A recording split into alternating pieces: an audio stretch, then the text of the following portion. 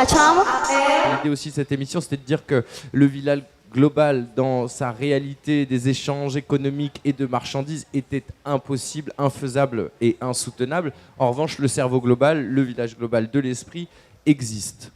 Dans toutes les activités que génère la mondialisation, il y a toutes celles qui ne sont pas écologiquement tenables. C'est-à-dire que faire pousser des haricots verts au Maroc, les envoyer en Roumanie pour les éplucher et les vendre sur les marchés à Paris, ça n'est possible que tant que le pétrole est gratuit, et ça s'arrêtera quand le pétrole sera payant. Ça veut dire que tu dis que le pétrole est gratuit. Ah oui, oui, très clair.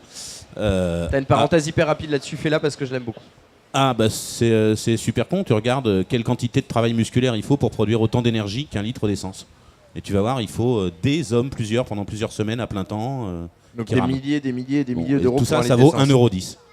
Bon. Donc c'est du délire. On est en train de foncer dans le mur. Parenthèse fermée. Donc ça, tout l'aspect marchandise physique de la mondialisation n'a pas de sens à long terme. En revanche. Sauf à trouver une source d'énergie idéale et parfaite.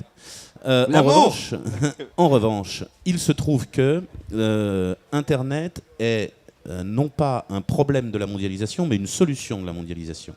Puisqu'Internet permet de garder les communications efficaces entre les gens sans avoir besoin de mettre les gens physiquement autour de la même table. Et il se trouve qu'Internet n'a pas de centre. Internet n'a pas besoin du data center de Facebook et de Google. Ça, c'est de la connerie. Internet n'a pas de centre. Internet, ce sont des millions de machines chez les gens. C'est une structure. Et donc, tu peux produire ce réseau-là en n'ayant pas de centre, en ayant un petit PC dans ta petite maison, au bout de ta petite fibre optique, et qui, du coup, consomme 15 watts et est tout à fait alimentable par n'importe quel panneau solaire bas de gamme. Et donc, là, tu accentres complètement la production d'énergie, tu accentres la consommation d'énergie, tu accentres la production d'intelligence, tu accentres la consommation d'intelligence.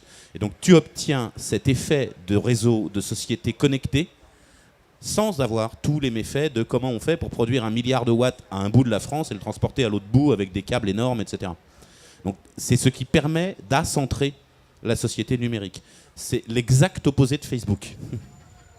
Non, moi, il y a une théorie qui m'obsède ces derniers temps pour revenir sur l'énergie et le village global et comment travailler ensemble de manière décentralisée. C'est Jérémy Rifkin, La troisième révolution industrielle, un bouquin qui est sorti il n'y a pas longtemps. Si vous ne l'avez pas lu, je vous conseille d'aller sur Internet Actu, il y a un super résumé.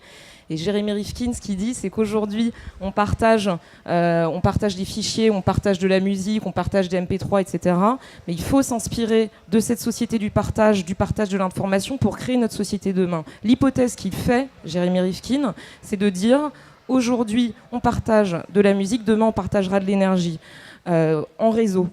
Aujourd'hui, on se bat contre les majors musicales, etc. Demain, ça sera peut-être contre Total, parce que demain, on partagera des énergies au niveau d'un écosystème, d'un village, des individus. On produira nos propres énergies et on les partagera en réseau. Enfin, bon, moi, c'est une théorie que je trouve intéressante. Alléluia, presque. Hein. Là, oui. Tu as décroché, tu es parti. Hein. C'est quelque chose que tu n'avais jamais formulé de la sorte, même si c'est une paraphrase. En référence, je rajoute Richard Hawkins qui a écrit Le Gène égoïste, qui est le premier texte qui présente ce qu'est le concept de mime, donc il reprend toute la théorie darwiniste et finit par l'évolution humaine qui met en place les mèmes, qui sont une sorte de gène dans la soupe culturelle. Vous écoutez La Chambre à Air. La Chambre.